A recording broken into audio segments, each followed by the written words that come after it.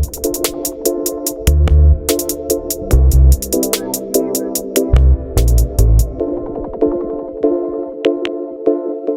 right, welcome to Big Time Basketball, the basketball segment of the Fantasy Fanatics Podcast. I'll be your host once again, James. And we got a lot of guys here on the podcast today. Let me just introduce everyone. First, I'll start with you, Terry. What's up, man? And then getting to you, Nate. What's up, man? So, And then Mete's back. What's up, Mete? Heyo. And we have a special guest with us. It's none other than a basketball expert himself, Mr. Aaron Geraghty. What's up, man? All right. So, yeah, sorry, I didn't hear you. Glad to be here. Awesome, man. We're happy to have you. And yeah, hopefully this can become a reoccurring thing. We love the analysis that you bring to us, as we talk with you about basketball. And it's nice to be able to have you on the podcast. So, yeah, let's just hop right into the episode. We'll start with recapping all the games from Christmas and the Boxing Day games as well. And we'll look at the scores from Monday.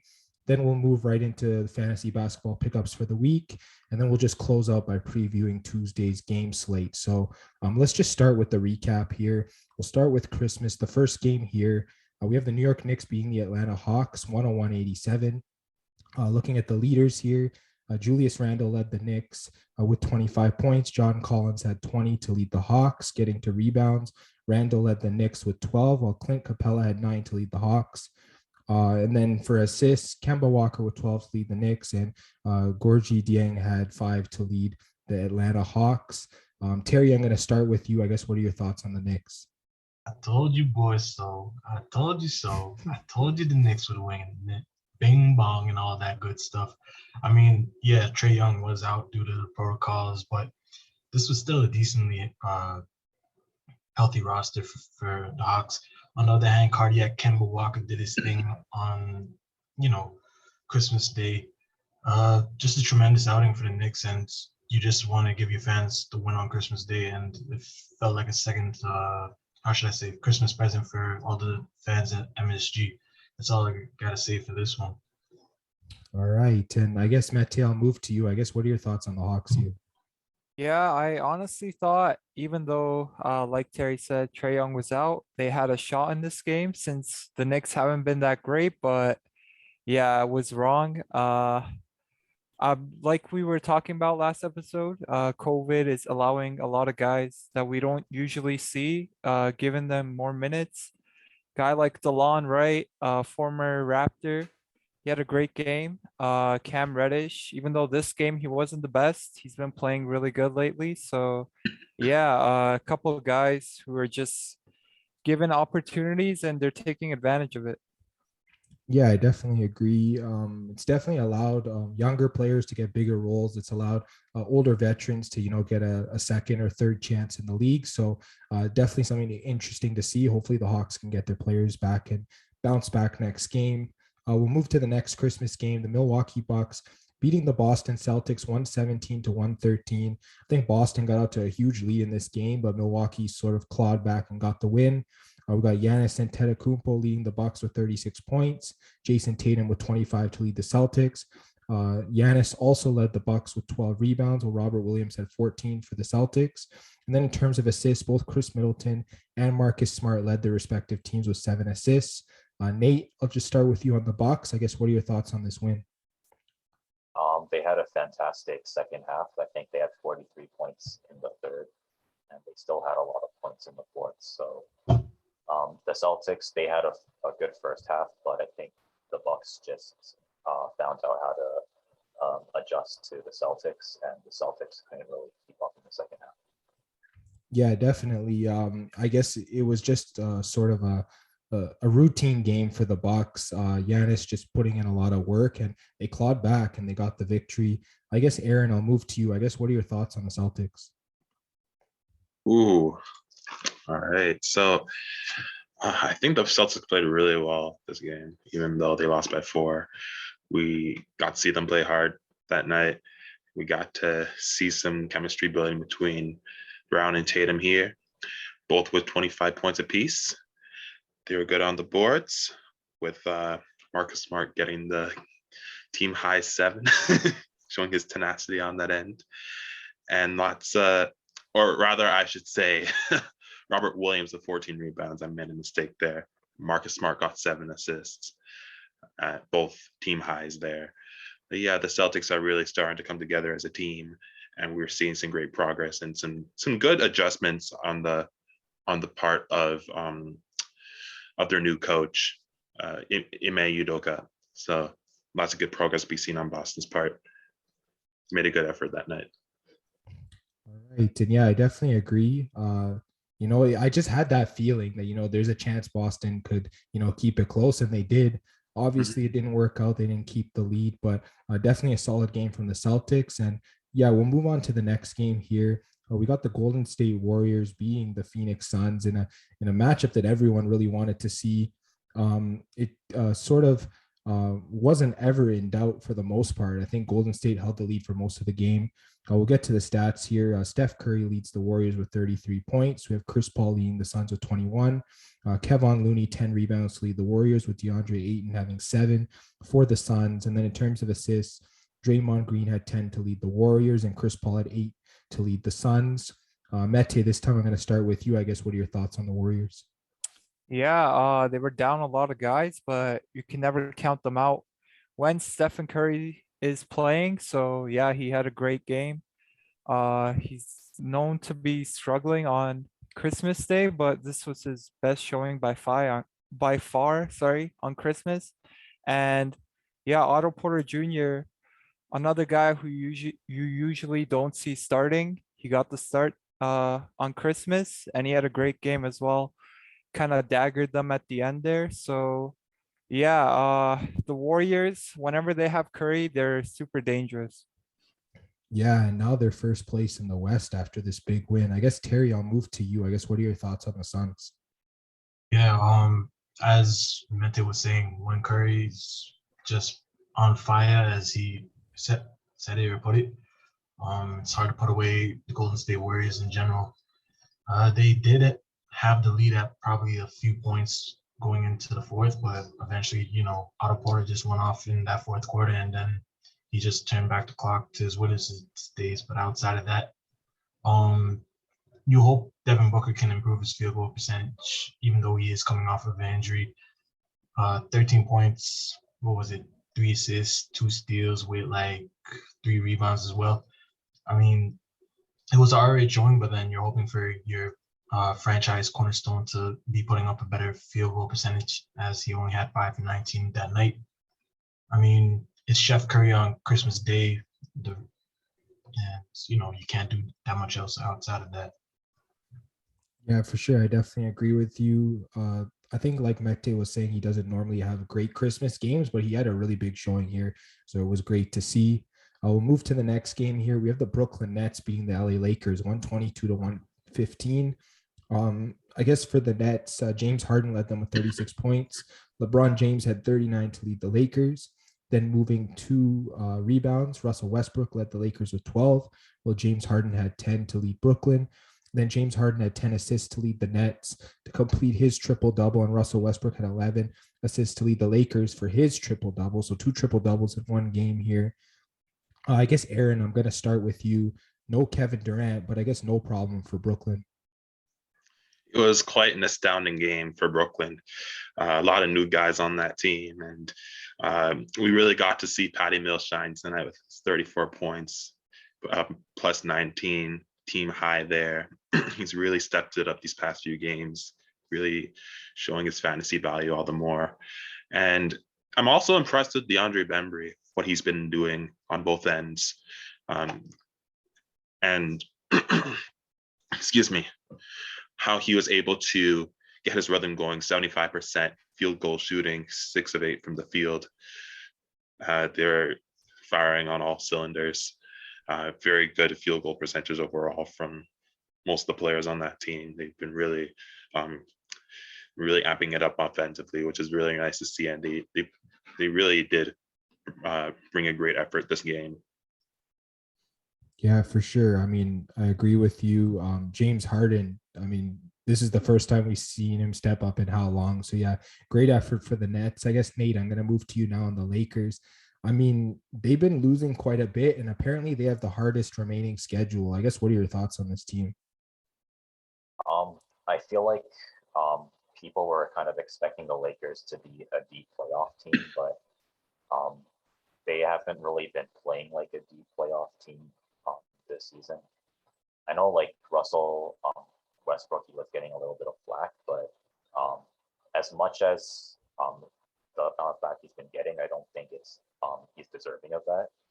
I know his field goal percentage, it's not really that great. He's not really much of a shooter. It's more of an inside scorer, but at least for this game, I feel like I would have liked to see some more field goal attempts by Dwight Howard and Wayne Ellington, because I feel like Westbrook played all right. LeBron played pretty well. I mean, like maybe Russell Westbrook could try to increase his field goal percentage, but at the same time, he's not really a player that's known for his shooting, so can't really fault him too much for that. Yeah, honestly, when a guy gets a triple double like that, like obviously, like he's been doing it for how long and people are still hating. I feel like you got to sort of lay off the man just for the game. Sort of point the blame elsewhere because he did have a solid game. But yeah, LeBron really tried to carry this team, but they still couldn't get the win. So I'm not really sure what the Lakers have to do, but they definitely need Anthony Davis back. That's for sure. We'll move to the last game from Christmas now. It was the Dallas Mavericks against the Utah Jazz. The Jazz winning 120 to 116. We'll look at the stats here. Donovan Mitchell leading the Jazz with 33 points. Jalen Brunson with 27 to lead the Mavericks. And then Rudy Gobert, 11 rebounds to lead the Jazz. Kristaps Porzingis with 9 for the Mavericks. And then in terms of his assists, both Joe Ingles and Jalen Brunson led their respective teams with 6. I guess, Terry, I'll start with you. I guess, what are your thoughts on Utah? Just thoughts straight off the bat. This team is relatively healthy due to protocols that are going across the NBA currently. When you're playing a team without their franchise cornerstone in Luka Doncic, I mean, you're hoping to have a great night, and that's what they did. Even though the game was relatively close, when you look at the score again, it just shows that this Utah Jazz team is going to put away those close victories. Yeah, for sure. They were very healthy coming into this game. Obviously, Donovan Mitchell sustains an injury in this game. He looks like he's going to miss his next 2 or 3 games. I guess, Mete, I'll just get you on Dallas. I guess, what are your thoughts on them without Luka? Yeah, it's been tough, but for this game specifically, I was honestly pretty impressed. Like you guys said, Utah was relatively healthy. They weren't missing any of their key guys, and the Mavericks are without Luka, their main guy. So yeah, to only lose by 4 to one of the best teams in the NBA on the road, it's honestly, I don't think it's that bad of a showing. And I'd like to just give some appreciation to Kristaps Porzingis. Last playoffs, we all know he didn't have the best playoffs. He was receiving a lot of flack for his play, and this season he's looked much better. So yeah, he's playing really good. I just wanted to give him some love. Yeah, for sure. They definitely need a really solid second option, and it looks like that he's sort of elevating his play to that, which is nice to see. I will move now into the Sunday slate. I will look at the first game here. We have the Miami Heat beating the Orlando Magic 93 to 83. Let's look at the leaders here. It looks like Gary Harris led the Magic with 20 points. Caleb Martin had 17 to lead Miami. And then we got Omer Yurtseven with 15 rebounds to lead Miami, while Wendell Carter had 14 to lead the Magic. And then Tyler Hero had 8 assists to lead Miami, with RJ Hampton getting 5 to lead the Magic. I guess this time, Nate, I'm going to start with you. I guess, what are your thoughts on the Heat? Well, it's good that Jimmy Butler is back because it gives the Heat some much needed depth. And I know this is just the Magic, but I feel like this is still kind of a game that they need to win because you don't want to lose to teams that are considered rebuilding, because that's kind of, it's not really the best look for a team that's trying to be a deep playoff team. So I feel like this is still a routine win, if that makes sense. Yeah, I mean, I wouldn't have faulted Miami if they would have lost this game because of all the guys out for protocols. But I mean, this just sort of proves wrong the theory that I had at the beginning of the season that they didn't have a lot of depth. Their depth is being tested and they're playing very well. So good on Miami there. I guess Aaron, I'll move to you on the Magic. I guess just what are your general thoughts on this team? I was so excited to see Chuma play that night, but he went into protocols, so I couldn't see him go on that run he was at. He was playing really well.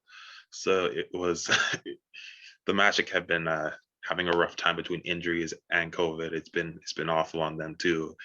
But Wendell's first game back, I believe he played awesome.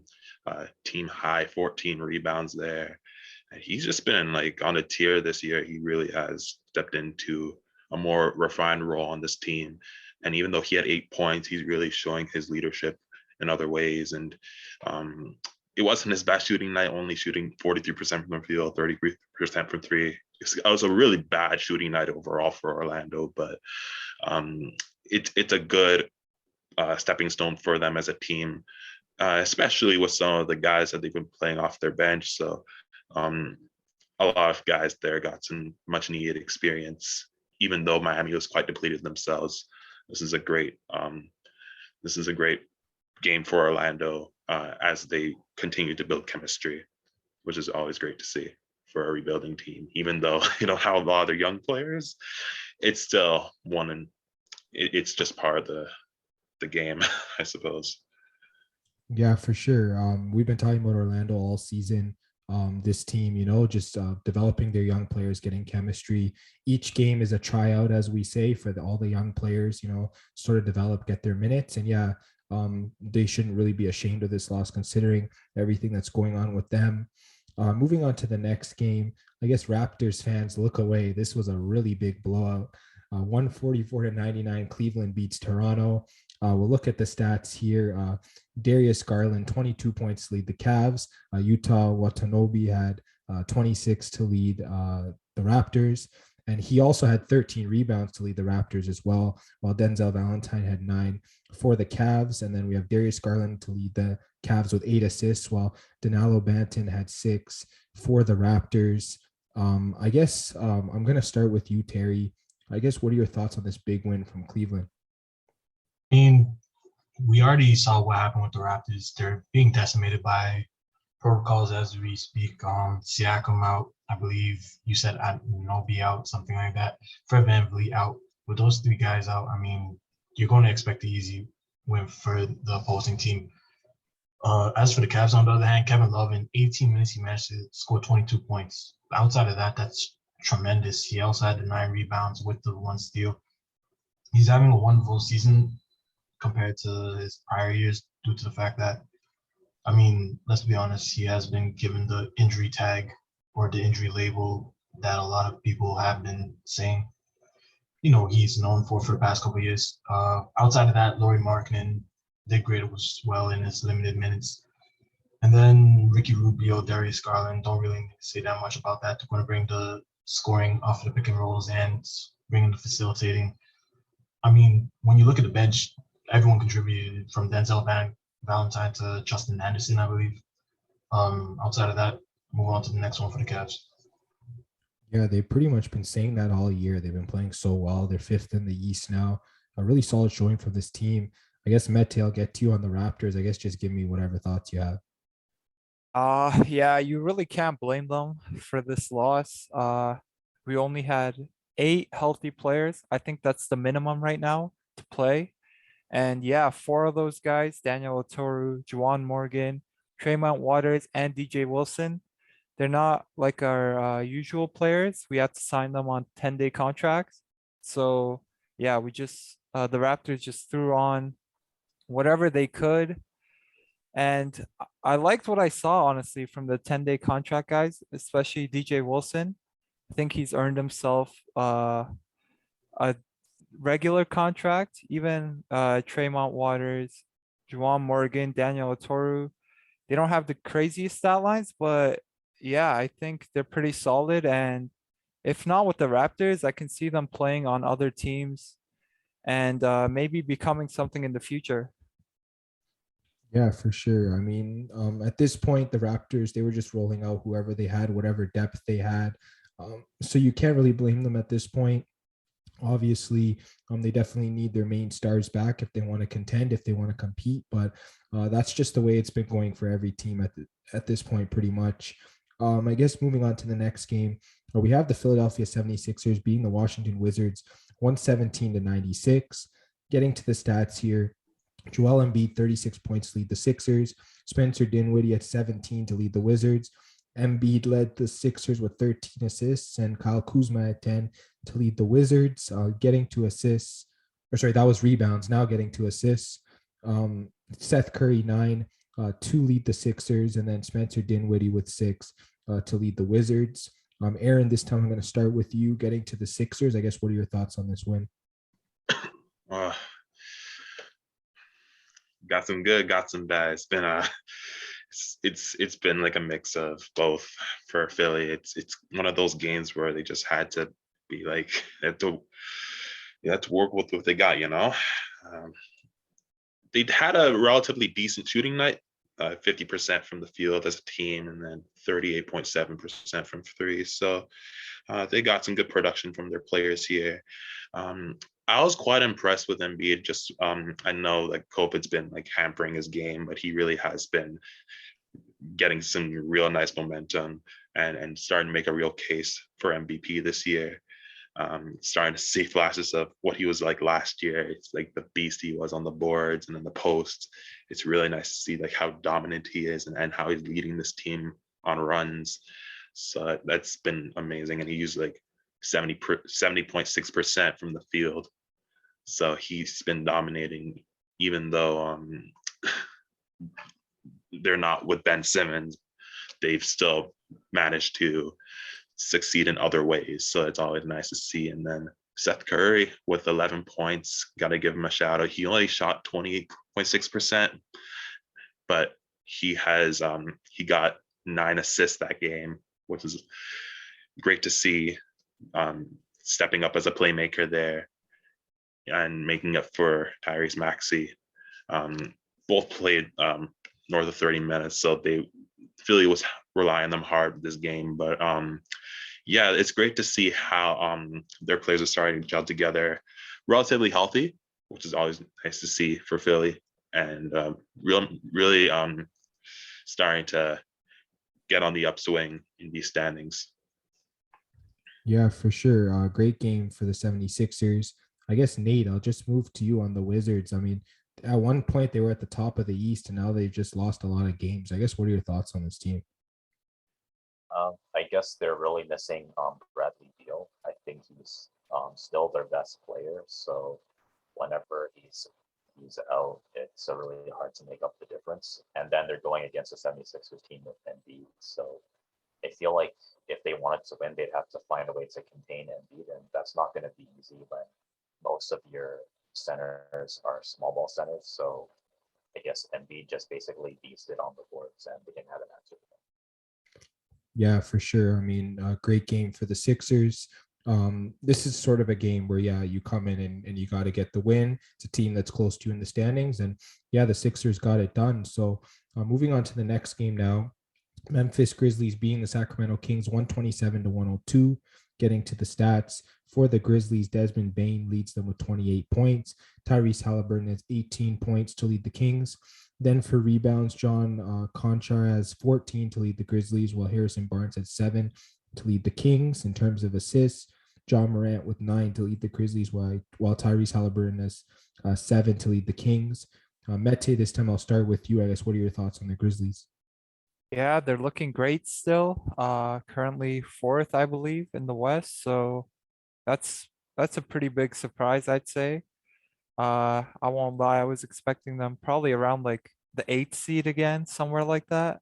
And yeah, we were joking about the next man up, and this time it was John Conchar, double, a guy who usually doesn't play. He even got 2 steals, 2 blocks. So he's doing it on both ends.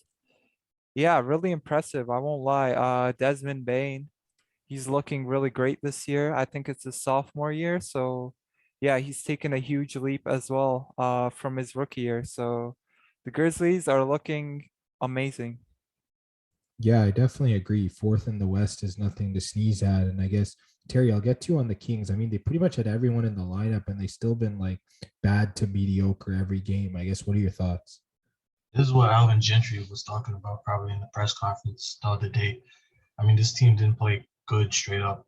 Harrison Barnes, 4 for 10, only had 12 points. De'Aaron Fox, 12 points. Tyrese Halliburton was probably the only good thing coming out of this game. He had 18 points, 7 assists, 5 rebounds with the 3 steals. Probably the only plus side on this bench is maybe Damian Jones and not Buddy Hield. I want to say, what's the guy's name that came from the Raptors? Terrence Davis. Outside of those two, I mean, this team's just playing atrocious right now. Rashawn Holmes probably had like 5 fouls this game, and it shows because he didn't even have a point.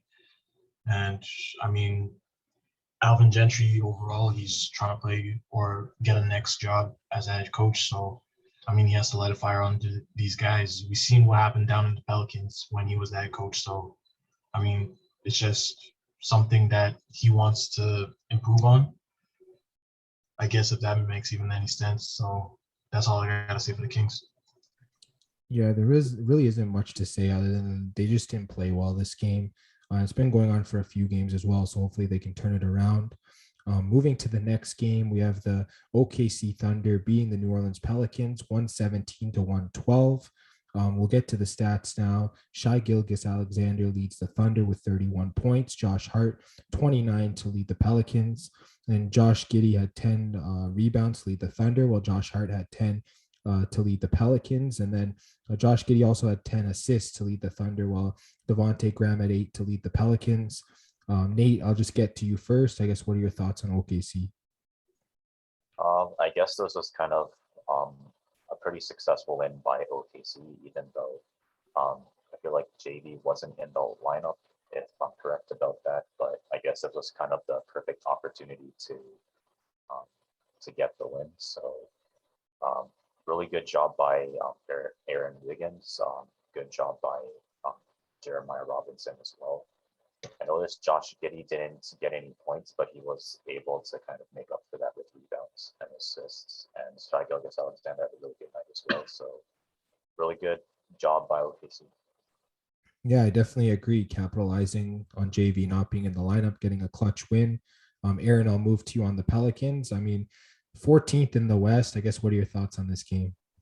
Oh man, it really sucked that Ingram went down with the Achilles soreness that game. Only played the first quarter. It's a real blow for the Pelicans, and they've just been struggling to stay healthy, to build chemistry all year. It's been a real hardship for them this year. It's like a write-off, to be honest. So it's not looking good for New Orleans, and especially for their new coach, who they just signed. Something Reed, I can't remember his name, but yeah, it's just been real rough for them. But there were a few bright spots. Like, they played hard this game, only lost by 5. What I really liked in that game was Herbert Jones. He is he's definitely been one of the better rookies this year, especially on the defensive end. Hasn't really excelled in stocks as of late, but he has shown his colors on that end, and he's always been a hard player. And he had a good offensive showing tonight. He hasn't been great with his shot in general, but this night was one of his better nights with 15 points, 41% shooting, 40% from 3. So good floor spacer and filling in for Brandon Ingram, getting a lot of minutes here, 36 minutes, 33 seconds there. And I also want to give a shout out to Willie Hernan-Gomez, who started for JV tonight.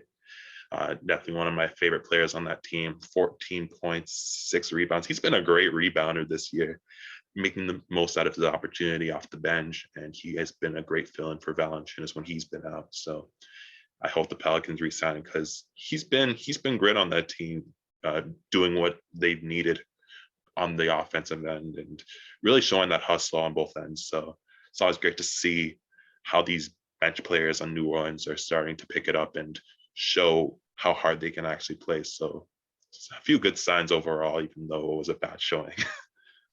Yeah, for sure. Definitely agree. Obviously, when you have a guy like JV out, your rebounding is probably going to go down. obviously Zion hasn't played the whole season as well. So when you got two of your best rebounders out, it's going to be tough overall, but good on Hernangomez there. I guess moving to the next game, we have the San Antonio Spurs beating the Detroit Pistons 144-109. So another blowout game here. We'll start with the stats here. Keldon Johnson, 27 points to lead the Spurs. Hamidou Diallo had 28 to lead the Pistons. And I don't know whether this is his brother or not. Someone, I don't know. Is it his brother? Nah, it's not. Nah. So two unrelated guys. Chick Diallo had 9 rebounds to lead the Pistons, while Drew Eubanks had 7 to lead the Spurs. Derek Walton Jr. had 6 assists to lead the Pistons, while Trey Jones had 11 assists to lead the Spurs. I guess, Terry, I'll bounce to you on the Spurs. I guess, what are your thoughts on your team? These are the games that you got to win. Pistons were down, I think, 8 or 9 guys. Not 1,000% sure if that was correct. And you got to win against these bottom feeder teams. They're only 5-27 on the year. Unfortunately, you do lose baby boy DeJounte Murray to the protocols, but the team overall did great. I'm not going to go into the stats that much because I know Mete is probably going to want to talk about how much of a failure this Pistons team is right now. So, Mete, you're up. Yeah, Mete, I'll get to you on the Pistons. What are your thoughts? Yeah, 5-27, even for a rebuilding team, I think that's really tough. I don't think anyone would expect them to only have 5 wins, 32 games in. That's at least my opinion. I'd expect a couple more. But yeah, a lot of these guys in their lineup this game, they usually don't play. So I guess that's one excuse you could give them. But yeah, outside of a couple guys like Hamidou Diallo, Sadiq Bey, Luka Garza, he had a great game. Even Frank Jackson, there really wasn't much. And you can't really expect to win many games if you're giving up 144 points. So yeah, the defense definitely has to fix up. Yeah, I definitely agree. But it's been like that all season for the Pistons. So yeah, it's pretty much a rebuild at this point for them. All right, moving on to the next game. We have the Chicago Bulls being the Indiana Pacers 113-105. We'll look at the stats for this game. Leading the Bulls in points was Zach LaVine with 32. Karis LeVert had 27 to lead the Pacers. And then in terms of rebounds, Nikola Vucevic, 15 to lead the Bulls, and Domantas Sabonis had 16 to lead the Pacers. Then in terms of assists, Zach LaVine, 5 to lead the Bulls, and Karis LeVert had 9 to lead the Pacers. I guess, Aaron, I'll get to you first. I guess, what are your thoughts on Chicago? Ooh, oh gosh. This is one of the most exciting teams in the league. They've been on fire as of late. Just all around amazing production on offense, especially on offense. LaVine with 32, DeMar 24, and Vucevic was also quite good here as well. 2 blocks, 15 rebounds. He has not been as good this year, but he's definitely been picking it up as of late. He's been on a tear. And it seems that all the big players, all the big time players are starting to come together at the same time. It really sucked that Lonzo wasn't in this game. He was on a good streak there, not getting protocol, but it was good to see Kobe White fill in there. Even though he didn't do a lot, it was good to see like how he was flowing in the offense there. And it was also nice to see Ayo Dosunmu get some minutes as well. He got 23 minutes that night. Only scored 6 points, but got 3 of 4 from the field, which is great. And just doing his job as a bench player. It's good to see how their bench was doing. They didn't get that many points, but they did a lot to help the starters maintain their flow and their run. So it's great overall performance on Chicago's end. 56.6% as a team, which is amazing. And then 47.8 from 3. So they've been like torching it as of late. Yeah, I definitely agree. I mean, second in the East right now, 20 wins on the season. Yeah, you couldn't ask for more from this team based on all the players they got over the offseason. But I guess, Nate, I'll get to you on the Pacers. I guess another loss for them. And what are your thoughts? That's kind of unfortunate because the Pacers actually played pretty well and Lonzo was out. So this could have been an opportunity for them to try to do something. But unfortunately, the Bulls are too deep, especially in their starters. So it's going to be a really hard job to try to defend everyone.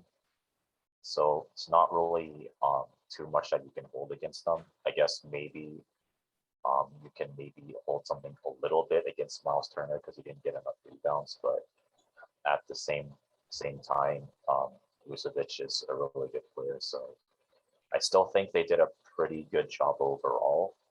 It's just that the Bulls are the Bulls. So Yeah, I mean, take it in that Sabonis had 16 rebounds even still. So, I mean, he had a great game for them as well. So, yeah, I can't take anything away from the Bulls. They were the better team here, but the Pacers didn't put in too bad of an effort.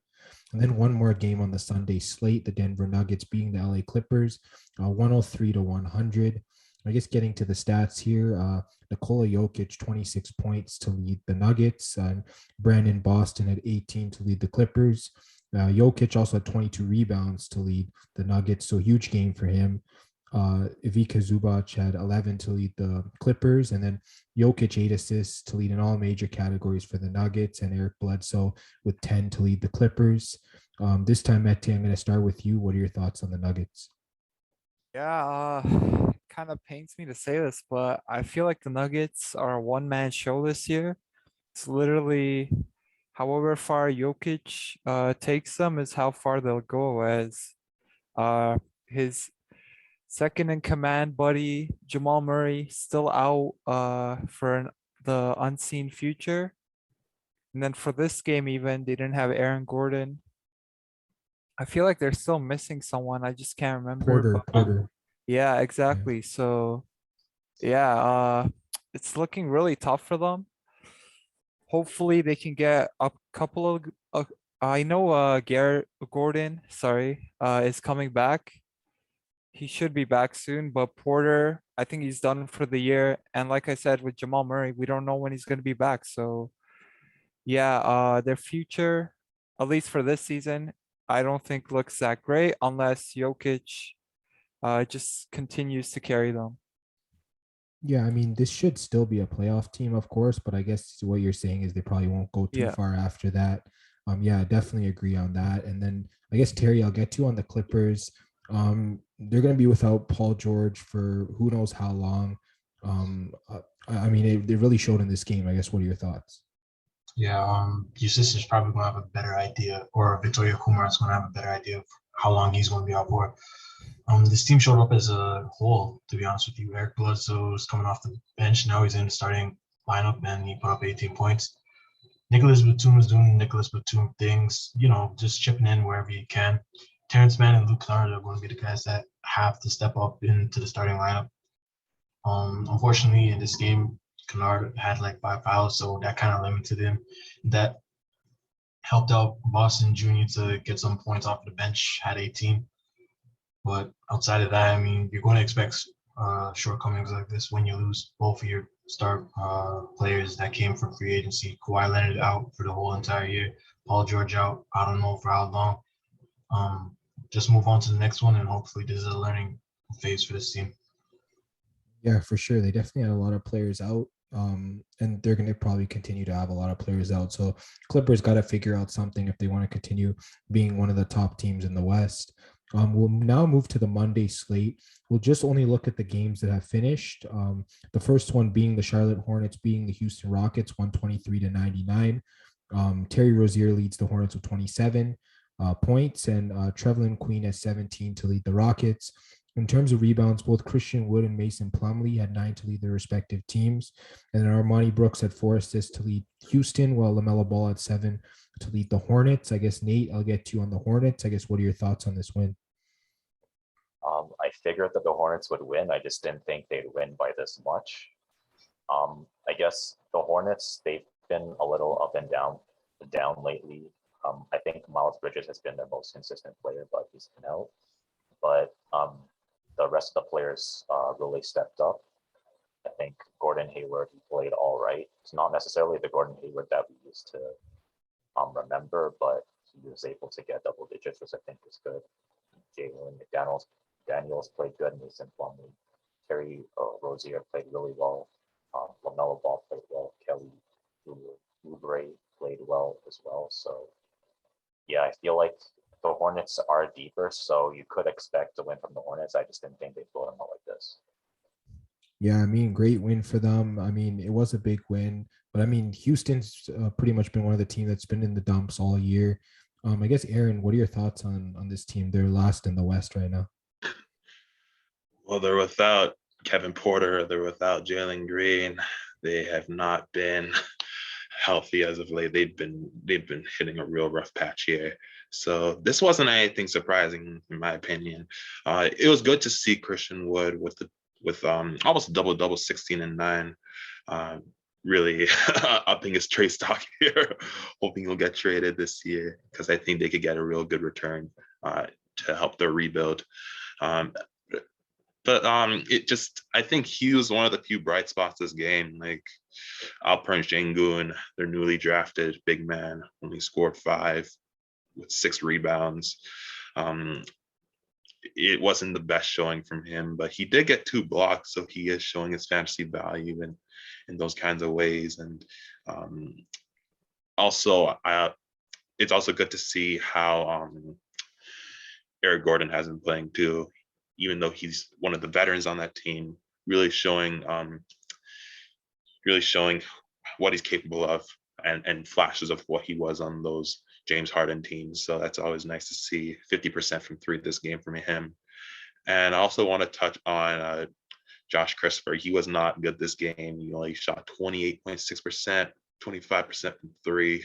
But hopefully with how he was playing along with Eric Gordon this game, he was able to learn some things so he can improve his shooting for the next game.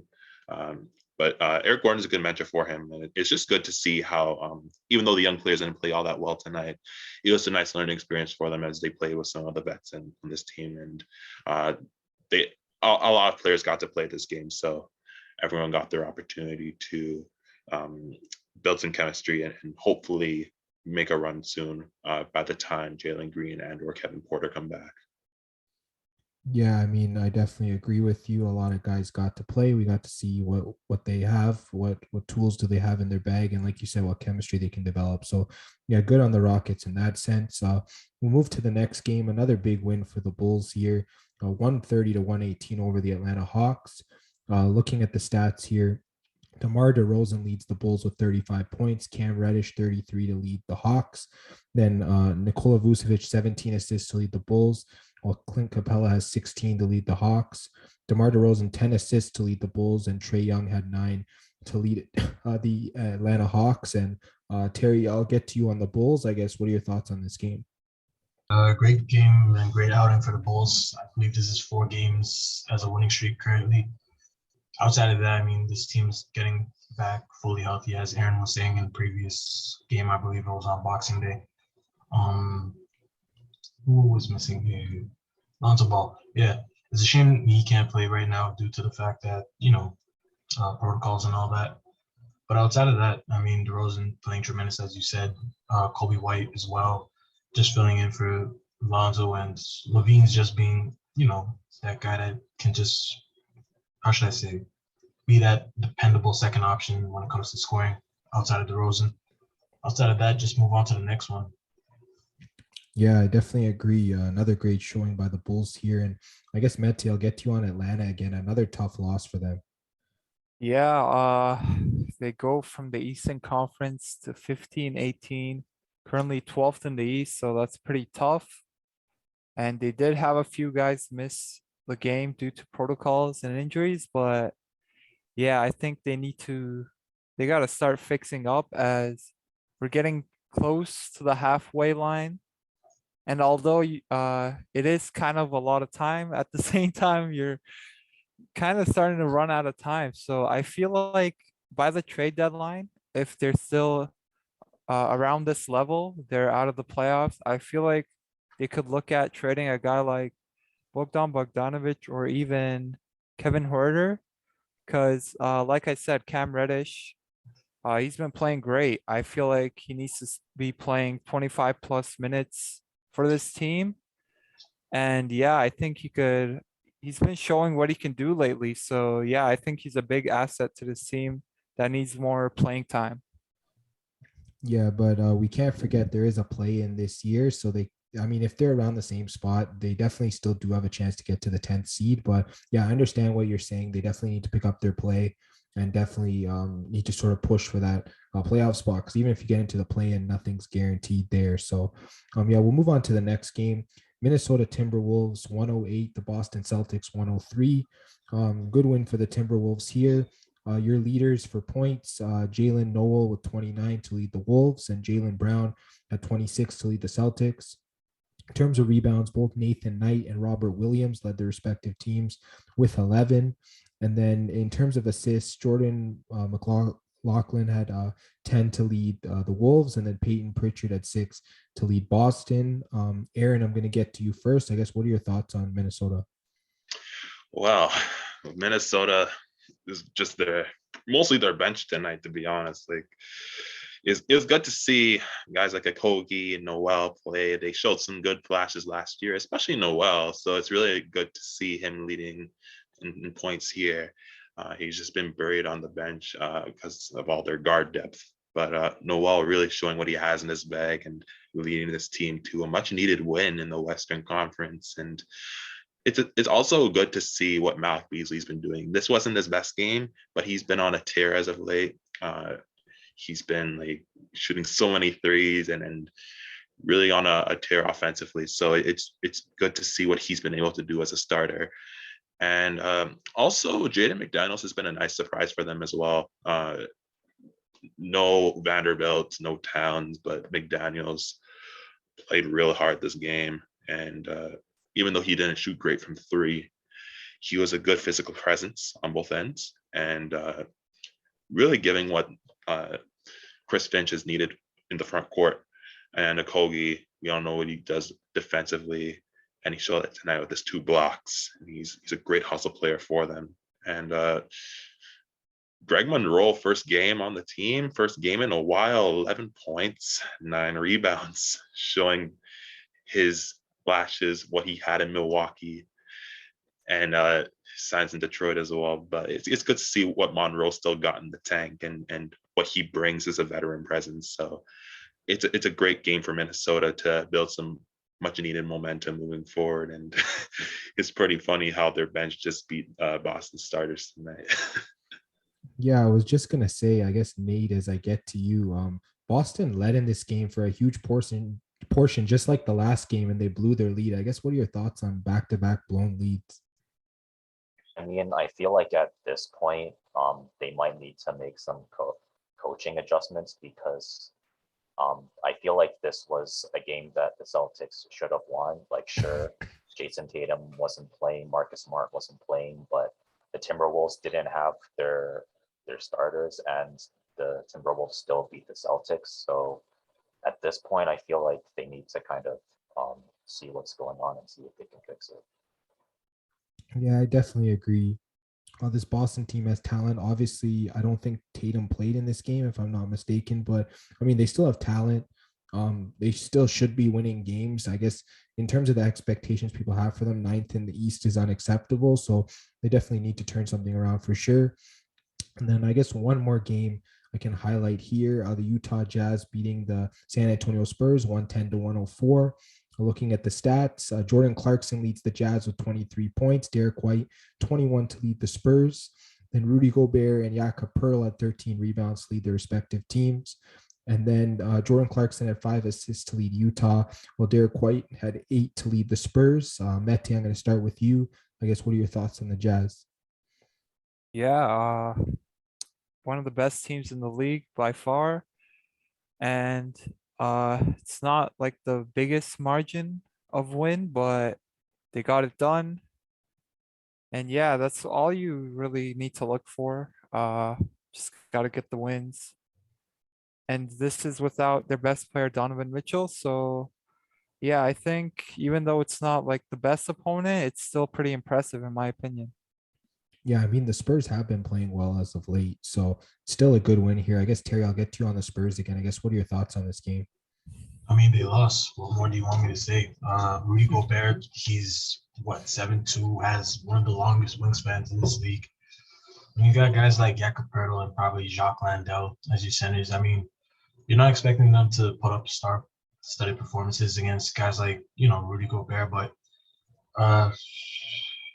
there's not that much else I can really say. I mean, the team played great, but I mean, sometimes it's not your night, and they just lost by 6 points to a very, how should I say, untouched team when it comes to the protocol. So, I mean, I ain't got nothing else to say, man. Yeah, I know. I definitely agree. Utah does have a very deep team, and they're healthy for the most part, aside of Donovan Mitchell. So, yeah, good win for the Jazz there. And I guess there's still some games going on right now. The Grizzlies are up on the Suns in the fourth quarter. The Mavericks are up on the Blazers at halftime, and then the Nets are up on the Clippers in the second quarter. We won't be getting to those games as they're still going on. So we're just going to move into the fantasy basketball pickups for the week. I guess, Terry, I'll start with you. I guess, who's your guard pickup for the week? My guard pickup, I believe it was Patrick Beverly. I mean, this Game of Thrones star that was known to be a hungry, loyal dog. I mean, everyone should have him on their fantasy teams. Before he was out to protocols, which was probably like 3 games, he was 97th ranked player in 9 category leagues. I believe that was like 10 points, 6.5 rebounds, 6.5 assists, with half a steal and block and a half. And realistically, he's probably the best bench player the Timberwolves have that has managed to play into the starting position on the team. And that's all I got for the guard position. All right, I'll bounce to you, Mete. Who's your guard for the week? I've got Hamidou Diallo from the Detroit Pistons, only 9% rostered. He should be available in pretty much all leagues, and shooting guard, small forward eligible, so that's nice. And yeah, we just talked about him on the Sunday games. He had a team high 28 points. Jeremiah Grant, he's out for around like 6 more weeks, maybe more. That was the minimum. And Diallo has taken his starting spot. So yeah, he's looking great. A couple games ago, he had 5 steals, sorry. And yeah, he could give you contributions in a lot of categories. So I like that. I think he's a great pickup right now. All right, and I guess my guard pickup for the week is Bruce Brown. He can play both shooting guard and small forward eligible for the Brooklyn Nets. Right now, they have a lot of guys out for COVID protocols, whether it's Kevin Durant, LaMarcus Aldridge. I think Joe Harris also has some kind of injury as well. So he's been getting minutes. I think his last game he had like 37 minutes. He shot like over 60% in field goal, perfect from the free throw line, 16.6 rebounds, 4 assists, 1 steal. I mean, you can't ask for a lot more than that. He already has 6 points in the game that's currently going on. So, I mean, he's currently playing well. So, assuming Brown gets the minutes, he's a must pick up in especially deep formats, but you could possibly look at him in shallow formats as well. But I guess, Aaron, I'll get to you. Who's your guard pickup for the week? This is a tough one because there's so many good ones out there. But I picked Gabe Vincent. He is 26% rostered, plays for the Miami Heat as the backup point guard. But Kyle went down with health and safety protocols yesterday, I believe. So he's had immense opportunity as a starter last game. And moving forward for the foreseeable future, he's going to be starting point guard for this team. They played 4 games this week as a team, so you're going to get some really good production out of him. He is mostly a source for threes, points, and assists. He won't really give you much else outside of those, but if you need points, he's your guy. He's been averaging 13, 4, and almost 6 assists, actually, over this past week, and 16, 3, and 5 over the past 2 weeks. So he's been very consistent, and his minutes have also been consistent. He's been playing north of 30 minutes since the 11th of December, so he has been a very important piece for this team, even in light of the competition in the backcourt between Caleb Martin, Tyler Hero, Max Struss. But Gabe has been the well-oiled machine for them. He's really been giving them the stability that they need, even in light of all the injuries and the health and safety protocols that they have been hampered with as of late. One note, though, about Vincent, he did have 4 turnovers last game. So take that for what you will.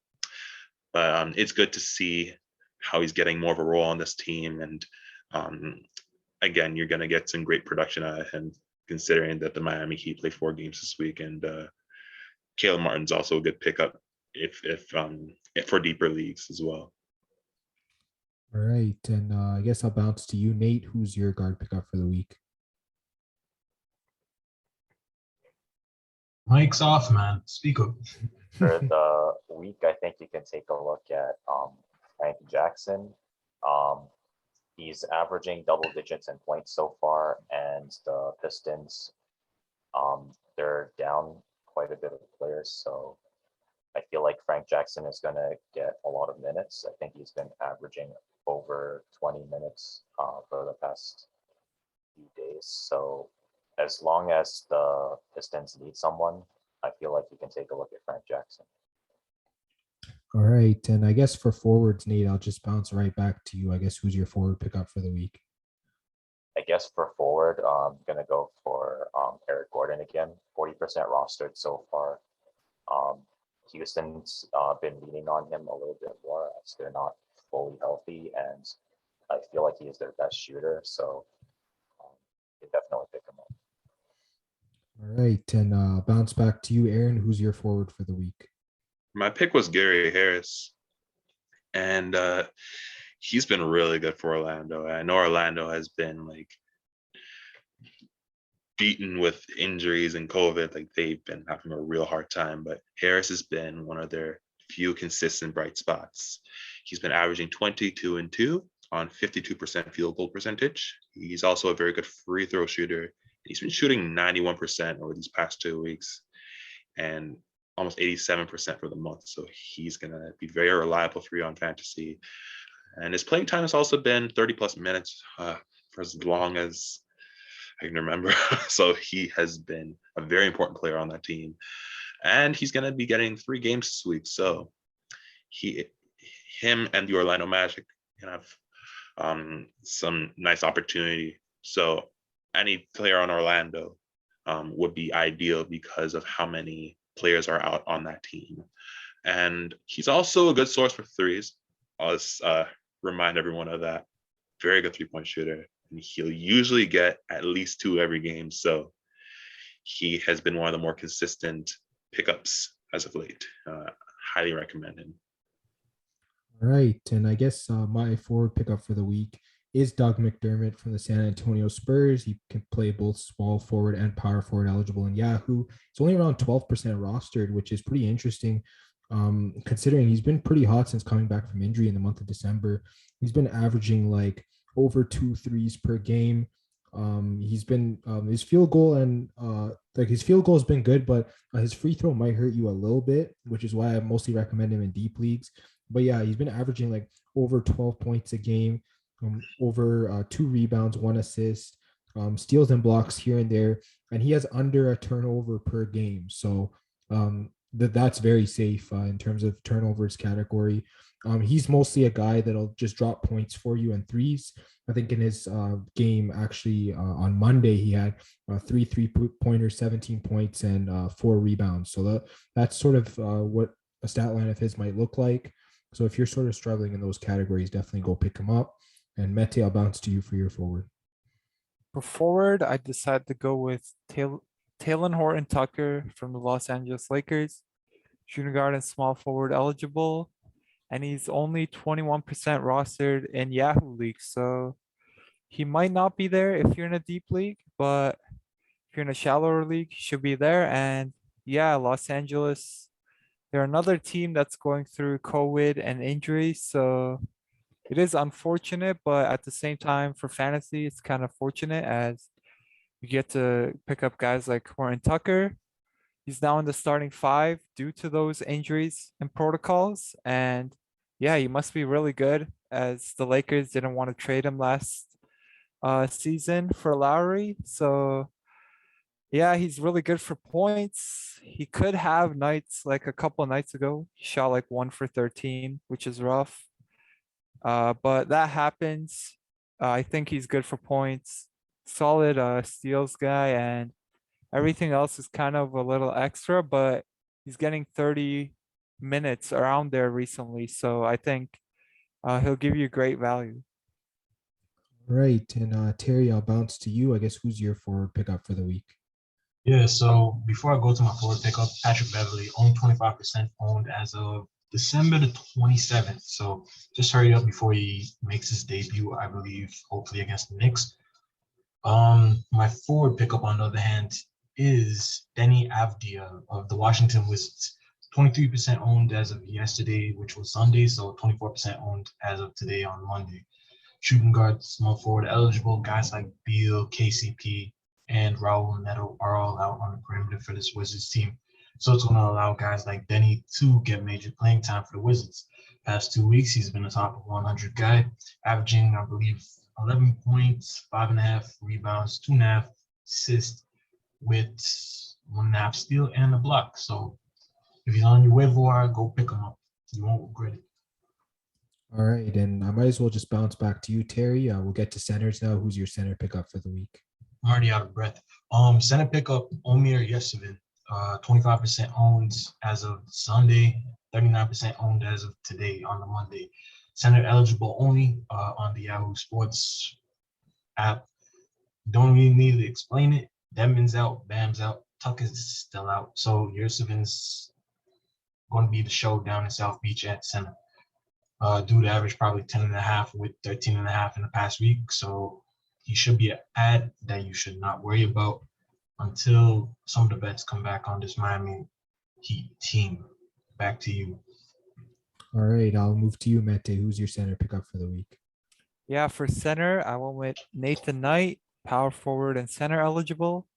It's only 3% rostered in Yahoo leagues. He should be available in almost all leagues right now. And he plays on the Minnesota Timberwolves. Naz Reid and Cat, they got ruled out due to COVID and protocols, unfortunately. And Knight was the next man up. And tonight he had a really good game. He put up 20 points, 11 rebounds, 4 assists. He also made a couple of threes. And yeah, he's showing he could give you versatility in a lot of categories, which is great if you're in a categories league. And even if you're not, still putting up points. So yeah, he looks like an obvious pickup for me. All right. And I guess my center pickup for the week is Marcus Morris of the LA Clippers. He's power forward center eligible in Yahoo leagues. And I mean, with all these guys out for the Clippers, it's pretty much next man up at this point, and he's going to be getting his fair share of minutes in this rotation. I mean, he's been pretty solid. I think midway through the second quarter of the Monday game right now, he has 2 3-pointers, perfect free throw, 10 points, 5 rebounds, 3 assists. So, I mean, and he did that in like 15 minutes. So he's already putting up big stats. He's 42% rostered as we speak. He's not going to be available in deep leagues, but shallow leagues, he's pretty much a must add right now, especially if you're a Paul George or Nick Batum owner. So, yeah, definitely go add this guy up. And then Aaron, I'll get to you for centers. Man, the center market's been really sparse as of late. There haven't been a lot of good bigs. So it's hard to pick one, but I went with Willie Hernan-Gomez, who I did touch on earlier, one of my favorite bench players on that team. He's going to get some good opportunity this week. He's been averaging 10, 9, and 1 with Valanciunas out. Not sure if he's going to play tomorrow, but he's been really good in the front court for that team. He's been excellent in the rebounds department, especially averaging 9.3 last week and 7.6 over the 2-week stretch. And for the 4 out of his last 5 games, we've been getting at least 6 rebounds. So if you need rebounding, he is your guy. The field goal percentage could be a little suspect, though, because he did have a really bad showing in Orlando where he only shot 1 for 11. But other than that, like he's been pretty decent. He's just not being consistent with his shooting. And the other thing to keep in mind of is that he won't really give you much outside of rebounds. He hasn't really been much in blocks or steals. So he's pretty much just a rebounding specialist. But for teams who need rebounds, he is the pick. And he's also getting 20 plus minutes. So that's a good sign. He's going to be getting a lot of playing time, and he's playing over Jackson Hayes. So getting lots of opportunity down there, especially with how many players are out in New Orleans right now. All right. And Nate, I'll move to you. Who's your center pickup for the week? I guess for the week, you can maybe take a look at Dean Wade. He is only 2% rostered, so he should be available in pretty much every league out there. I'd say that he's more of a deep league pickup, though, as he is more of, I guess, a bench player that's getting a lot more minutes now that a lot of the guys on Cleveland are out. I think both Evan Mobley and Jared Allen are out, so Dean Wade should be getting a lot more minutes, and he has been so far. So as long as he has availability, as long as Evan Mobley and Jared Allen aren't playing, I think that in a deep league, you can take a look at Dean Wade. All right. And yeah, that's pretty much the end for our fantasy basketball pickups for the week. We're now going to move into the preview for the Tuesday game slate. Let's move right into the first game here. Just looking at the spread, the Bucks are favored by 12.5 points over the Orlando Magic. Terry, I'm going to start with you. I guess, can the Bucks cover that, or do you think the Magic can cover? As Mete would say, I'm not a big fan of spreads that are over 10 points, but this is an Orlando Magic team that doesn't have their whole, how do you say, rotation, due to the fact that protocols and all that good stuff. And the Bucks are relatively healthy. So for some reason, I got to go to the opposite of what I usually say and what Mete says. I got to go with the Bucks here. All right. And Mete, I'll get to you. I guess, which side do you like here? Yeah, I 100% agree with Terry. It's just the Magic. They've got way too many guys out, so it's hard trusting them, even with a big spread. So I'm going with the Bucks as well. Yeah, I think I'm going to lean with the Bucks as well. They're definitely the healthier team. 12.5 points should be decent enough for them to cover against this banged up Magic team. So I am going to go with Milwaukee. I guess, Aaron, moving to you, I guess, which side do you like? I'm going to have to go with Milwaukee. They just got some of the key players back. They're pretty much ready to get rolling and kick some tail. I don't see how Orlando gets through this. All right. And Nate, I'll move to you. I guess, which side do you like here? I feel like Orlando has their work cut out for them, and I don't think they really have an answer for the Bucks, so I'm going with the Bucks. All right. So pretty much in unison there. Moving on to the next game, the Washington Wizards at the Miami Heat. The Miami Heat are favored by 6 points. Nate, this time I'll start with you. I guess, can the Heat cover this, or do you think the Wizards can keep it close? It's going to be hard for the Wizards to keep the game close as long as Bradley Beal is out. So I feel like we can go with Miami on this. All right, Aaron, I'll bounce it to you. I guess, do you think the Heat can win by more than 6, or do you think the Wizards will keep it close?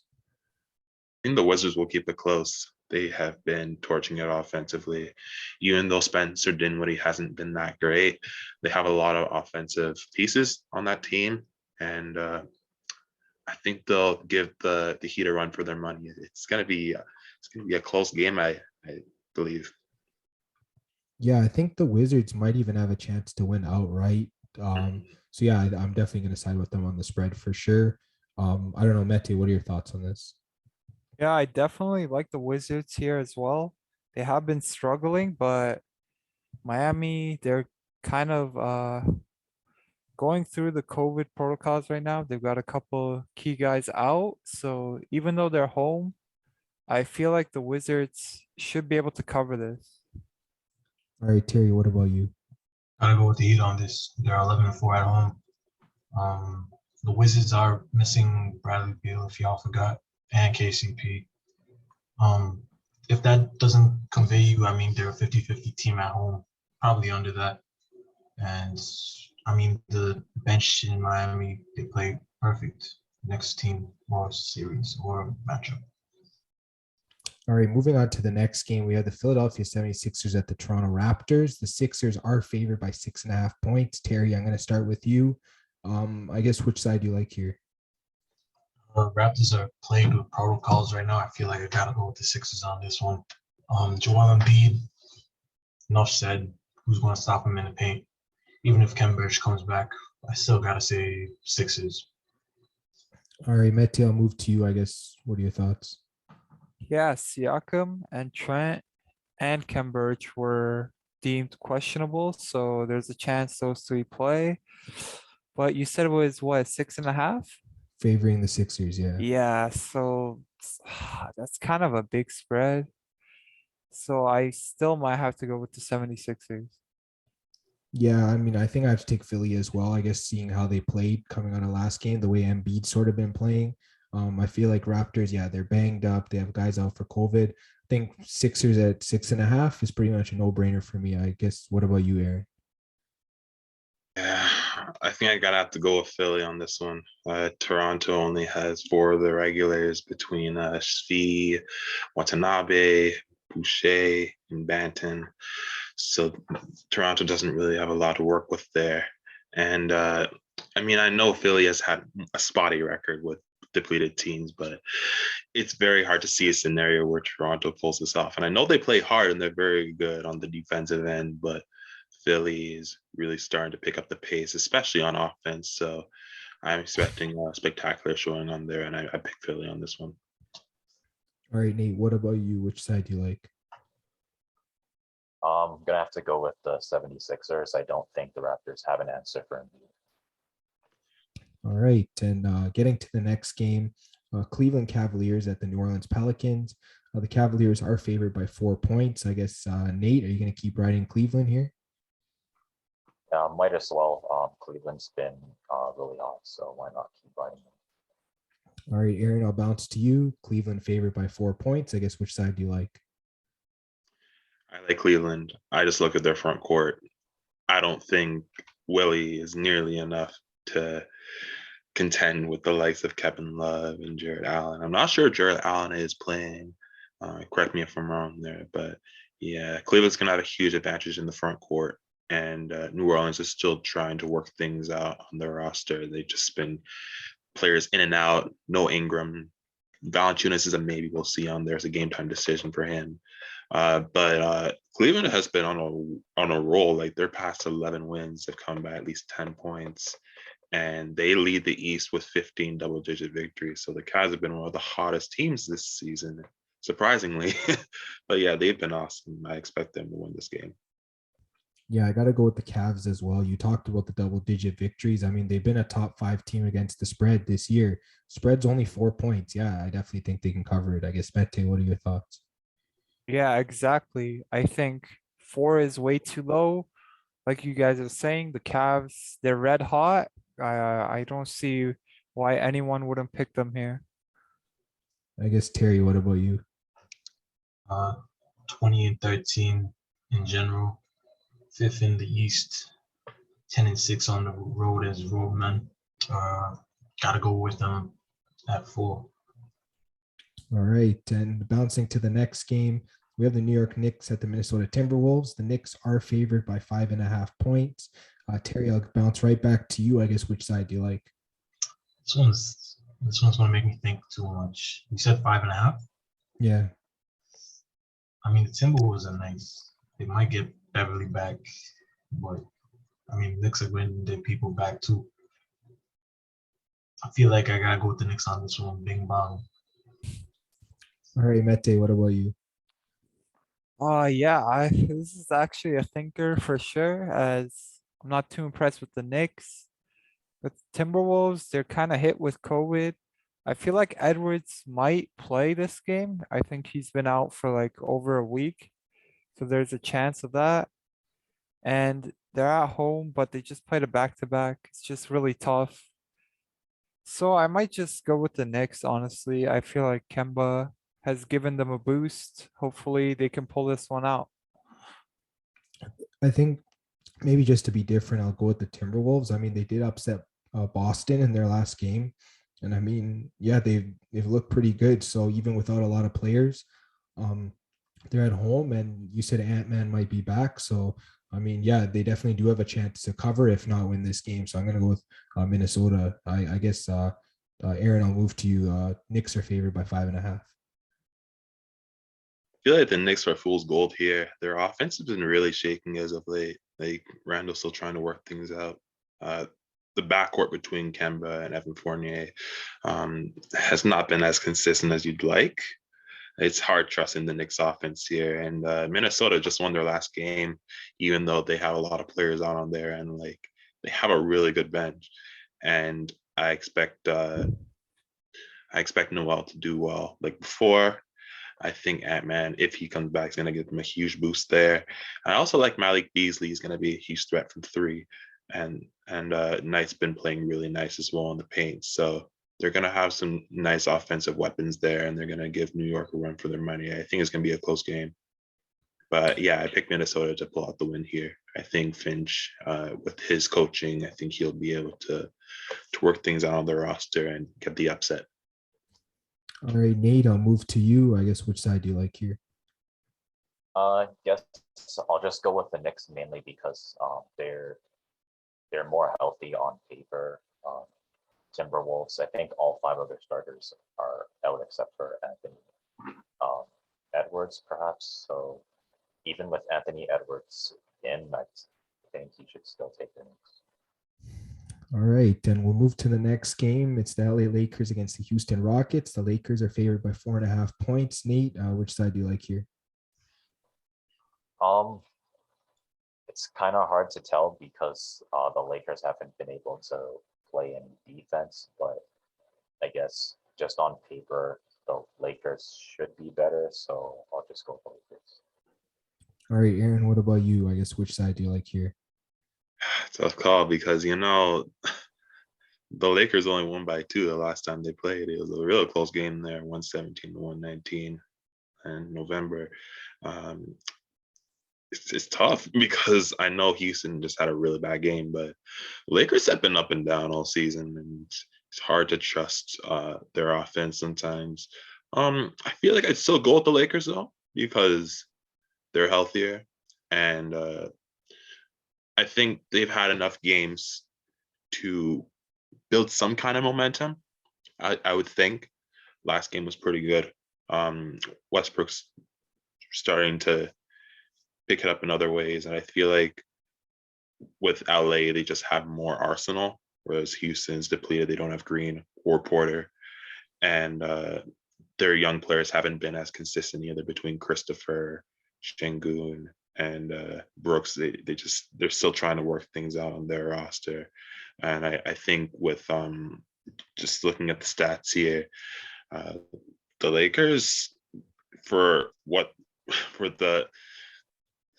the criticism they get, they do score on season average 110 points, which is really, really good. Whereas Houston's only won with 6.5. I feel like the Lakers have a more consistent offense for what it's worth. So I pick LA here, but not by a lot. All right. Honestly, my opinion is that if the Lakers can't win this game, good luck even trying to make the playoffs at this point. So I'm gonna go with the Lakers just because this is a game they have to win, and they gotta win by at least 4.5, in my opinion, if they want to prove something. So yeah, I'll pick the Lakers to win and cover. I guess, Mete, what about you?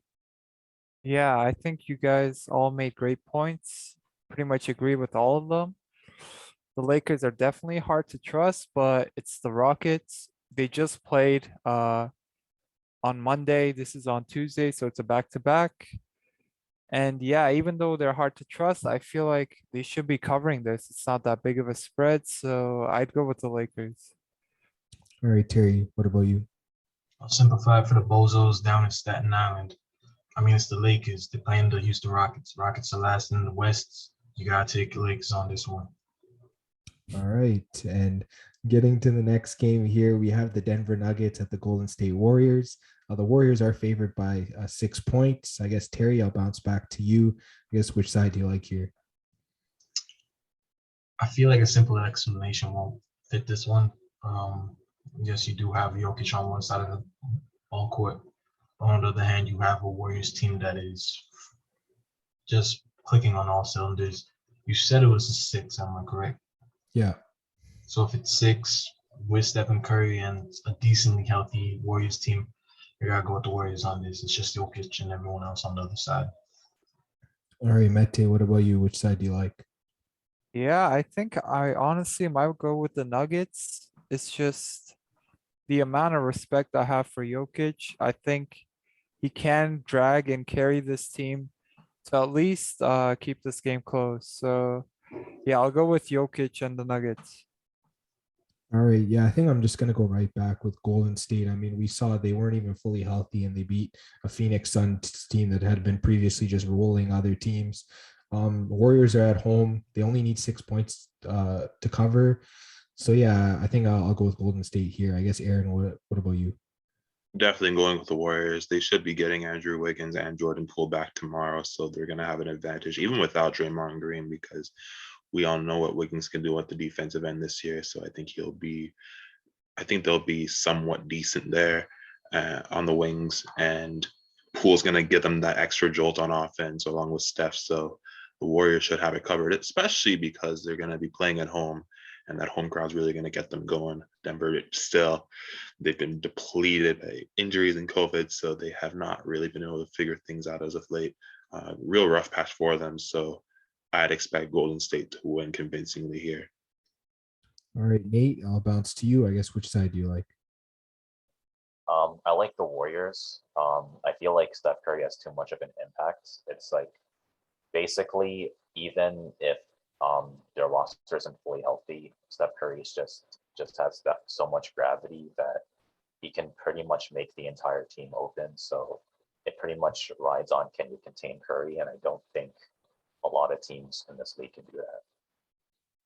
All right. And last game on the Tuesday slate, Oklahoma City Thunder against the Sacramento Kings. The Kings are favored by 6 points. Nate, I guess, which side are you on here? It's kind of hard to tell because the Kings are kind of up and down, but OKC is just supposed to just be a rebuilding team. Their records are kind of similar though, so I feel like it should be a closer game. So I guess maybe you can go with OKC on this. All right, Aaron, bouncing to you. I guess, do you think the Kings can win by 6, or do you like the Thunder here? I like the Thunder. I don't know if the Kings can figure this one out. The Thunder have been playing real good. Not great, but they've been getting better as the season's progressed. Shea has been torching it as of late. He has been scoring. He scored 31 against New Orleans the other day, averaging 27.5 over the past 4 games. So he has been red hot. And Josh Giddey has been doing Josh Giddey things, getting better as the season progressed. And Aaron Wiggins has definitely been making more of an impact as well. I think he got 24 points, career best 24 points last week. So Oklahoma's offense is really starting to get it together. And as we all know, Sacramento just had a real embarrassing performance the other day. Gentry just got back from protocols. A good number of their players are out. Their front court is looking real weak, and Derek Favors has been playing really well, so I expect him to have a good game here.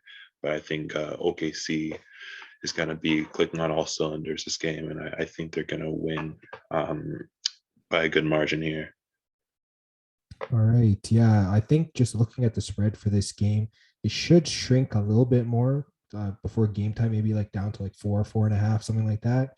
So I think at this point, you're getting value on OKC to cover, if not to win, like Aaron said. So yeah, I definitely like OKC here. I guess, Mete, what are your thoughts? Yeah, I definitely like OKC as well. Like Aaron said, I feel like they have been playing better recently, honestly. I think they're getting much better. Kings are up and down. And yeah, I feel like this is a toss-up. And during toss-up games, I like going on the plus side, and that's the Thunder here. So give me the Thunder. All right. And Terry, getting to you, I guess, which side do you like here? So on this one, I'll explain it a little bit just due to the fact that a lot of people might underestimate these guys because of what happened up against the Grizzlies. I feel like Alvin Gentry's little post-game speech to the press or whatever he did is going to put a fire under guys like Fox, Hield, and Rashawn Holmes to have better games.